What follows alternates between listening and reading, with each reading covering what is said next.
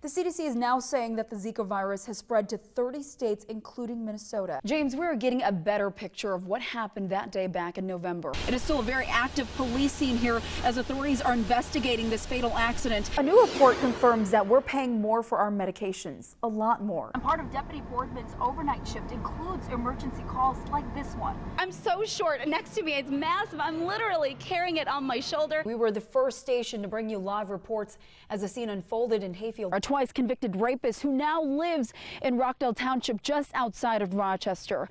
He is the fourth person to ever be provisionally released from the program. Well, many are calling it the game of the century in Minnesota high school basketball.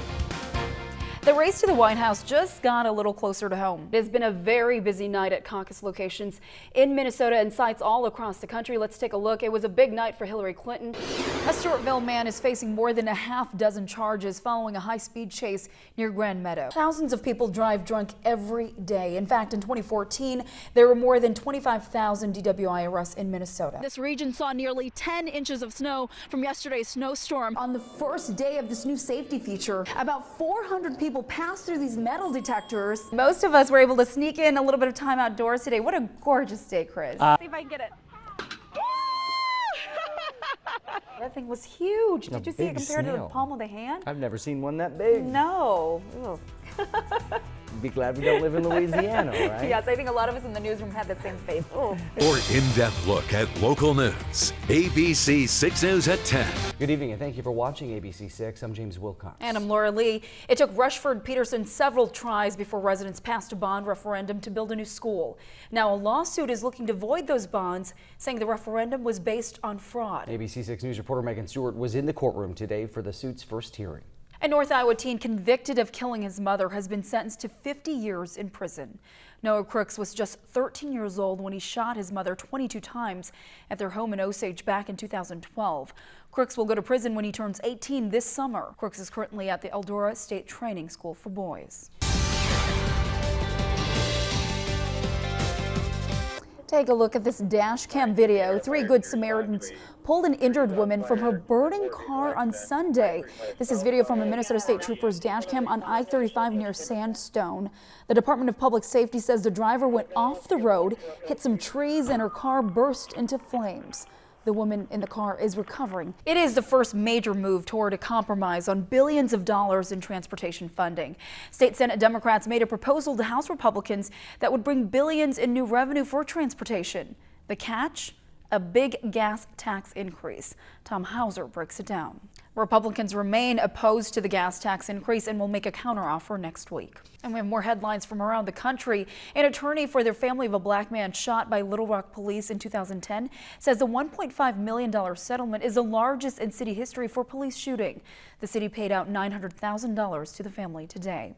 A second suspect has been arrested for killing a college student during a burglary attempt at his fraternity house in New Jersey. Taquan Harris is facing murder, robbery, burglary, and weapons charges. 23-year-old Joseph Macalazzi was killed Monday when the burglary attempt turned violent. And Ohio police are still searching for a man who approached a playground during recess and stabbed a 7-year-old girl. The girl is in serious condition. Changing gears a little bit, it is a rockin' good time in Austin tonight and all for a good cause. How a country star is helping raise money for Mission 21. And it is here how you can get a good deal on some books from the Austin Public Library. We've tried to find ways to work together, to have win-win kind of situations, really everything under the sun. And at almost every turn, our attempts to do that have just been met with indifference or a lack of concern. Strong words from Student Body President Mike Wenzel, along with the support of staff, faculty, and AFSCME union members. Just 2 weeks ago, another letter was sent to Minskew's system office with an exhaustive list of concerns, citing that the environment at RCTC has become toxic, further asking for the immediate reassignment of President Leslie McClellan. And it comes at a time where we have accreditation on the line. Chad Israel Nielsen is RCTC's faculty president. He says faculty are awaiting leadership for guidance on how to move forward with accreditation at risk. And the faculty definitely are on board to assist, but it's the kind of thing where, really the entire college has to pull together. RCTC will be up for reaffirmation of accredited status in 2017 after a scheduled comprehensive quality review that spring. ABC 6 News obtained a copy of a recent report from the Higher Learning Commission, which indicates the college is in some serious trouble heading into that review. Language in the System Appraisal Feedback Report released in November says, quote, "It is of grave concern to the review team that RCTC fails to meet a single criterion based on information in this portfolio."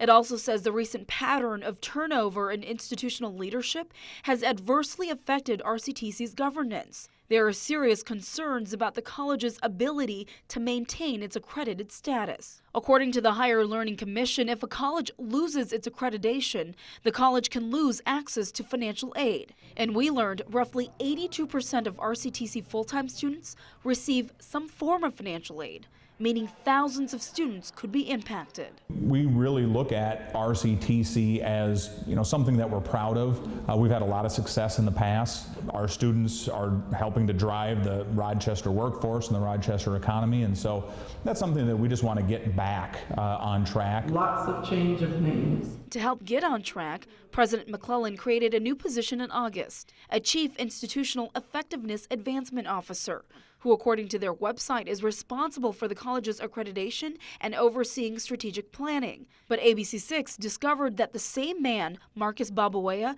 in charge of accreditation, was terminated after just 1 year with South Louisiana Community College. We contacted SCLL, which says he was fired in March from a role very similar to the one he holds at RCTC. We reached out repeatedly to President McClellan and her executive staff, including Marcus Babuea, but so far they've denied all of our interview requests.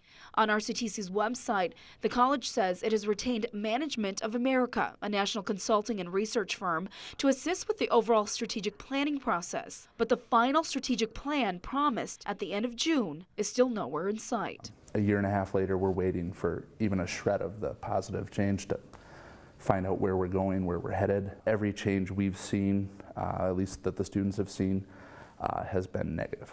It's been destructive. Bottom line is that students are the heart of our business. Any student concerns ultimately have to be our concerns. Without students, there's no RCTC. So ultimately, what matters is that they are being served well. Among the hustle and bustle, in downtown Rochester, home to Mayo Clinic. All the honking you hear, it's a beautiful thing. You'll find the heart of the Med City. A man known to many as that guy on 2nd Street. People come in all the time and they say, "Oh yeah, we saw that guy standing on the street again waving the flag." That pop-drinking, flag-waving, mysteriously kind guy. And then you got your love sign. Is Joe. I love Joe. A man whose personality is as colorful as his clothing. I got more energy than anybody on the planet. Joe, who has special needs, has become an iconic image on 2nd Street. So much so, he even has a Facebook page with more than 6,000 likes. He's just very friendly, you walk by and he says hi to everybody, he waves to everybody. I don't know anybody from here, I'm from St. Paul, and it's nice to see somebody who stays constant. You just stand and you don't move your post, so you try to do everything you can. Manning his post, rain or shine, summer or winter, even on holidays. It's all for the veterans. Like any soldier, proudly representing his flag and his family. So I sat in the dark, I prayed, I cried. The same year he lost custody of his son, he lost his father. And I said, what do I do now, God? And what I did is I seen the flags, and the flags just brought me out of everything. I just sat there and said, I'm waking up now. Oh, that's cool. A calling he's been waving nearly a decade, pacing back and forth for hours. Some people don't understand it, like, why is this guy standing? And I think he just does it, he just wants to cheer people up. It's just beautiful. A pretty powerful message in a simple gesture. making their day. And as free-flowing as the flag he's holding. My dad would look down and say, "You're a miracle." He'd be really proud. And one couldn't help but notice. That's beautiful. His father isn't the only one. Come on, people. That's what they love. And then I'll put up my signs like this and everybody knows. On a sunny day, like father, like son, chances are you'd find these two, Scott and Joe, outdoors playing football. Here he is making his dad stay young with a long pass to the left. You wouldn't know it, but this energetic 10-year-old is recovering from a heart transplant. Just every emotion you can imagine. Including guilt. First thing that went through my mind, this is my fault. 5 years ago, Scott made the same trip to Mayo Clinic for his own heart transplant. You see, they both suffer from a rare genetic disorder called restrictive cardiomyopathy, a thickening of the heart walls. I didn't know that I had it. They didn't find it in me till after all my children were born, and we didn't know that it was genetic. Joe is staying at the Gift of Life Transplant House in Rochester, where they almost never see pediatric patients, let alone a father and a son who has received heart transplants. I didn't certainly expect my 10-year-old son to have a transplant. The first time Joe realized something was wrong with his heart was at school after playing football. My heart was beating faster and faster, and I got a tingly feeling, so I laid down, and then it went black. His heart went out of rhythm again. That's when doctors suggested a transplant. That's the shortest long day of my life. It really, I don't know, it was kind of a whirlwind. That helpless feeling that I can't do anything about this, and this is my son. You scared? Yeah. I didn't want to go back into surgery. You didn't want to go back into surgery, so you wanted a heart that was going to be good. He got one from another 10-year-old. And if you could say anything to the little boy or girl whose heart you have, what would you say? Thank you very much. This heart giving him the gift of being able to play football again. I want him to be as normal of a little boy as he can be. And throughout this whole thing, it just makes you really appreciate a good day. For Joe, that good day includes his favorite sport. After all, his heart is in the game.